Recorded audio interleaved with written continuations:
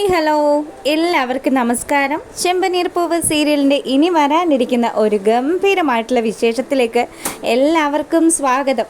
അങ്ങനെ നമ്മുടെ ചന്ദ്രമതി ഒരു ഡാൻസ് സ്കൂളൊക്കെ തുടങ്ങിയിട്ട് അവരാണെങ്കിൽ അവിടെ അത്യാവശ്യം നല്ല രീതിയിൽ ഡാൻസ് ക്ലാസ്സൊക്കെ എടുത്തുകൊണ്ടിരിക്കുകയാണ്.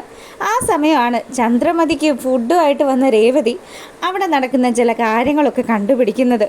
രേവതിക്ക് കാര്യങ്ങൾ അത്ര പന്തിയല്ല എന്ന് മനസ്സിലായത് കൊണ്ട് തന്നെ അവൾ നേരെ വന്ന് ചന്ദ്രമതിയുടെ അടുത്തും അതുപോലെ തന്നെ സച്ചിയുടെ അടുത്തും ചന്ദ്ര നടത്തുന്ന ഡാൻസ് സ്കൂളിൽ നടക്കുന്ന ചില പ്രേമരംഗങ്ങളെക്കുറിച്ചൊക്കെ ഇങ്ങനെ വിശദീകരിക്കുകയാണ്. അപ്പം ചന്ദ്രയാണെങ്കിലോ നീ ആവശ്യമില്ലാത്ത കാര്യങ്ങളൊക്കെ പറഞ്ഞ് ഇനി എൻ്റെ ഈ സ്ഥാപനം പൂട്ടിക്കെട്ടിക്കാനാണ് പ്ലാനെങ്കിൽ അത് നടക്കില്ല രേവതി. എനിക്കറിയാം നീ എന്തിനാ ഇതൊക്കെ ചെയ്യുന്നത് എന്നും എന്നെ തകർക്കാൻ വേണ്ടിയിട്ടാണ് എന്നും ഞാൻ രക്ഷപ്പെടുന്നതൊന്നും നിനക്ക് പിടിക്കുന്നില്ലല്ലോ എന്നൊക്കെ പറഞ്ഞ് ചന്ദ്ര ദേഷ്യത്തോടു കൂടി രേവതിയോട് സംസാരിക്കുകയാണ്. അപ്പോൾ ഈ സമയത്താണെങ്കിൽ മറ്റൊരു കംപ്ലൈൻറ്റുമായിട്ട് ശ്രുതിയും ശ്രുതിയും കൂടി വരിക. അവർ ക്ഷേത്രത്തിൽ പോകുന്ന ആ ഒരു സമയത്ത് അവിടെ പി എ വരികയും പി എ വരുന്ന സമയം പി എ കാണുമ്പോഴത്തേക്കിനും നമ്മുടെ ശ്രുതിക്ക് ചില സംശയങ്ങൾ വരിക. ചേടാ ഇയാളെ എവിടെയോ കണ്ട് നല്ല പരിചയമുണ്ടല്ലോ. ആള് മൊത്തത്തിലൊന്ന് മാറി ഒരു സ്വാമിയുടെ വേഷമൊക്കെ കെട്ടിയിട്ട് കയ്യിലൊരു ഭസ്മത്തട്ടും ഒരു ഫോട്ടോയും ഒക്കെ വെച്ചിട്ട് പണപ്പിരിവ് നടത്തുന്നതാണ് നമ്മുടെ ശ്രുതിയും കാണുന്നത്. പക്ഷേ ശ്രുതിക്ക് ആളെ കാണുന്ന സമയം തന്നെ മനസ്സിലായി നമ്മുടെ ശ്രുതിക്കാണെങ്കിൽ ഇയാൾ എവിടെയോ കണ്ട് ചില പരിചയങ്ങളൊക്കെ ഉണ്ട്. എന്നാലും ഇയാൾ ആരാണെന്നും എന്താണെന്നും ഒന്നും അറിയില്ല.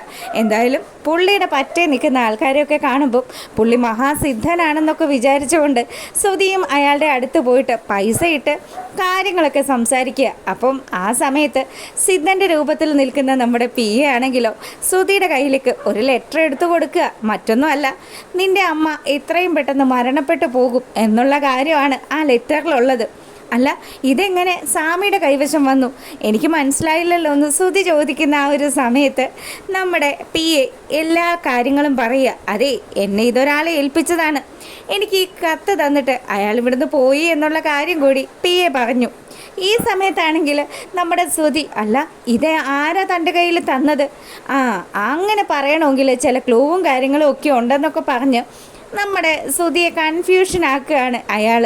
അങ്ങനെ അവസാനം അയാൾ ആ സത്യം പറയുക, സച്ചിയാണ് ഈ ലെറ്റർ അയാളുടെ കയ്യിൽ കൊടുത്തതെന്ന്. അപ്പം ഈ കംപ്ലൈൻ്റാണ് നമ്മുടെ ചന്ദ്രമതിയുടെ അടുത്തേക്ക് വന്നിട്ട് ശ്രുതിയും കൂടി നിന്ന് പറയുന്നത്. ശരിക്കും പറഞ്ഞാൽ പി എ അവിടെ വെച്ച് കാണുന്ന ആ ഒരു സമയത്ത് നമ്മുടെ ശ്രുതിയും അതുപോലെ തന്നെ മീരയും ഒക്കെ നല്ലതുപോലെ ഞെട്ടുന്നുണ്ട്. അവരെല്ലാവരും ഈ പി എയുടെ നീക്കം മറഞ്ഞു നിന്ന് നോക്കുകയാണ്. പക്ഷേ പി എ ശരിക്കും നമ്മുടെ ശ്രുതിക്കിട്ടുള്ള നല്ല ഒന്നാന്തരം ഒരു പണി കൊടുക്കാനുള്ള ചില പ്ലാനുകളാണ് അവിടെ റെഡിയാക്കിക്കൊണ്ടിരിക്കുന്നത്. അങ്ങനെ ചന്ദ്രമതിയുടെ അടുത്ത് വന്ന് ശ്രുതി ഈ കാര്യങ്ങളൊക്കെ പറയുക. അമ്മേ, ഞാൻ ഒരു സിദ്ധൻ്റെ കാര്യം അമ്മയുടെ അടുത്ത് പറഞ്ഞില്ലേ, അയാളുണ്ടല്ലോ, അയാളെ ഇന്ന് ഞങ്ങൾ ക്ഷേത്രത്തിൽ വെച്ച് കണ്ടു. അവിടെ വെച്ച് കാണുന്ന സമയത്ത് അയാൾ എൻ്റെ കയ്യിൽ ഒരു ലെറ്റർ തന്നു എന്നും പറഞ്ഞ് ആ ലെറ്റർ ഇവനെടുത്ത് ചന്ദ്രയെ കാണിക്കുകയാണ്. ചന്ദ്രമതി ആ ലെറ്റർ വായിച്ചതും ശരിക്കും പറഞ്ഞാൽ പുള്ളിക്കാരിക്ക് ദേഷ്യം വന്നു. എടാ, ആരാടാ ഞാൻ മരിച്ചു പോകുമെന്ന് ഇങ്ങനെയുള്ള ഈ കത്തിൽ എഴുതിയത് എന്നുള്ള കാര്യം ചന്ദ്രമതി അന്വേഷിക്കുക. അപ്പം ഈ സമയത്താണെങ്കിലോ നമ്മുടെ ശ്രുതി അമ്പലത്തിൽ വെച്ച് നടന്ന സകല കാര്യങ്ങളും വള്ളി പുള്ളി തെറ്റാതെ ചന്ദ്രമതിയുടെ അടുത്ത് പറയുകയാണ്. ചന്ദ്ര ഇതൊക്കെ കേട്ട് കഴിയുന്ന സമയത്ത് ചന്ദ്ര ചോദിച്ചു, ആരാടാ എന്നെ കൊല്ലാനായിട്ട് ഈ ഊമക്കത്ത് എഴുതിയത്, അതും ആ സിദ്ധൻ്റെ കയ്യിൽ കൊടുത്തിരിക്കുന്നത്? അമ്മയെ ഏറ്റവും അധികം ദേഷ്യത്തോടു കൂടിയും വെറുപ്പോടു കൂടിയും കാണുന്നത് ഈ വീട്ടിലുള്ള ചില ആൾക്കാരൊക്കെ ഉണ്ടല്ലോ. അപ്പോൾ ഉടനെ തന്നെ നമ്മുടെ ചന്ദ്രമതി രേവതിയെ ഉന്നം വെച്ച് നോക്കുകയാണ്. രേവതി ആണെങ്കിലോ ചന്ദ്രയോട് ഒരു സഹതാപ രീതിയിൽ ചന്ദ്രയെ തിരിച്ചു നോക്കുകയാണ്. അങ്ങനെ നമ്മുടെ ചന്ദ്ര, എടി സത്യം പറയൂ, നീയാണോ ഈ ഊമക്കത്ത് എഴുതിയത്? എൻ്റെ അമ്മേ, ഞാൻ അമ്പലത്തിലും പോയിട്ടില്ല, സിദ്ധനെയും കണ്ടിട്ടില്ല, ഇതുപോലെ ഒരു കത്തും എഴുതിയിട്ടില്ല. ദയവ് ചെയ്ത് എൻ്റെ നേരെ വരരുത്, എനിക്കിതിലൊരറിവും മനസ്സും ഇല്ല എന്ന് രേവതി പറയുകയാണ്. അപ്പം ഇതൊക്കെ കേട്ടിട്ടും നമ്മുടെ ചന്ദ്ര അങ്ങോട്ട് അടങ്ങുന്നില്ല.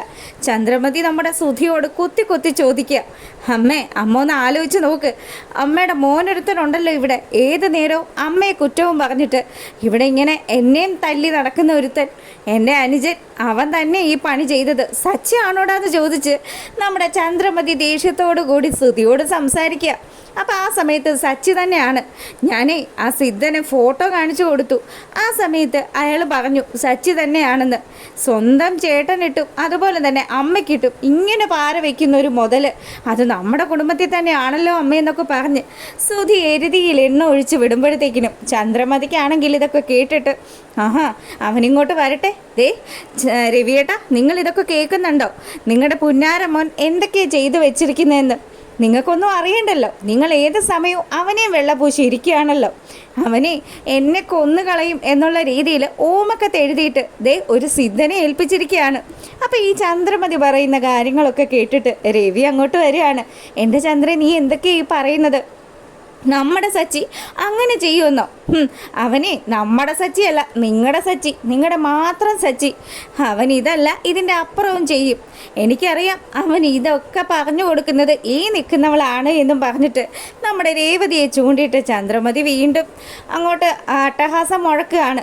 ആ സമയമാണെങ്കിലോ നമ്മുടെ രവി ഉള്ള കാര്യങ്ങൾ മുഴുവൻ പറയുക.